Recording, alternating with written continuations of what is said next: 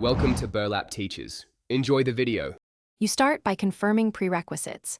Both machines have Anydesk installed and internet access, and you have the 9-digit address ready. Open Anydesk now on the host and on the client. Once done, read the address out or copy it. Make sure permissions prompts are understood so you can accept or request access. If you plan unattended access, enable it and set a strong password. This saves time later, but only use it on trusted systems to avoid security risks.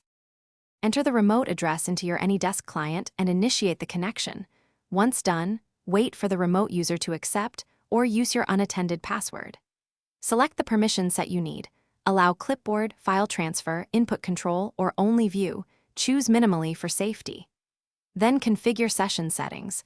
Lower resolution or quality for laggy networks, enable hardware acceleration when available, and confirm secure connection indicators. These choices balance performance versus control, so decide based on the task at hand.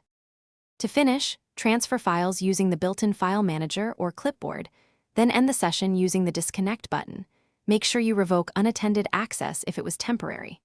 For privacy, clear recent session history and confirm both sides have logged out.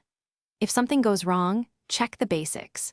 Both devices must run compatible Anydesk versions, confirm firewalls or antivirus aren't blocking Anydesk, and verify network stability or open required ports. That troubleshooting step usually resolves most connection failures quickly.